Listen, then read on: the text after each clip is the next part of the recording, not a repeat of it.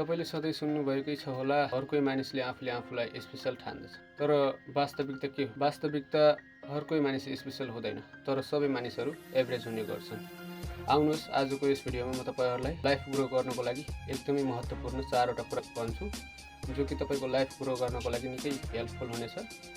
Number 1, सबै मानिसहरू special हुँदैनन्। तपाईले यो कुरा स्वीकार गर्नुपर्छ। यदि तपाईलाई अरु कोही मानिस स्पेशल लाग्छ, पर्फेक्ट लाग्छ भने तपाईले आधा गेम हारिसक्नु भएको छ। त्यसैले यदि तपाईलाई अगाडि बढ्न मन छ भने यो कुरा बुझ्नुस्, हर कोही मानिस स्पेशल हुँदैन।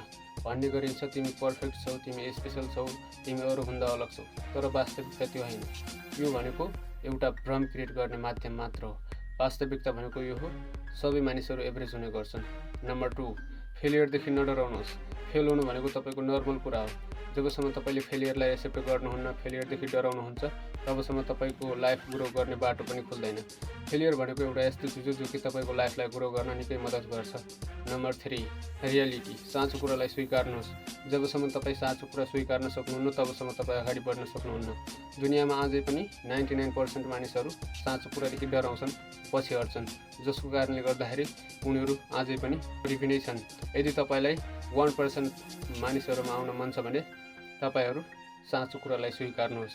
किनभनेपछि हामी कोही पनि पर्फेक्ट छैनौं, हामी कोही पनि स्पेशल छैनौं, तर हामी सबै एभरेज छौं। Number 4, humility. नम्र भएर अगाडि बढ्नुहोस्। जबसम्म तपाई नम्र भएर अगाडि बढ्नुहुन्न, आफूभित्रको कमी कमजोरीलाई स्वीकार्नुहुन्न, आफूलाई इम्प्रुभमेन्ट गर्नुहुन्न, तबसम्म तपाई अगाडि बढ्न सक्नुहुन्न। यदि तपाईलाई पनि यस्तै ज्ञान गुणका भिडियोहरू हेर्न मन छ भने यो च्यानललाई फलो गर्न नबिर्सनु होला। धन्यवाद।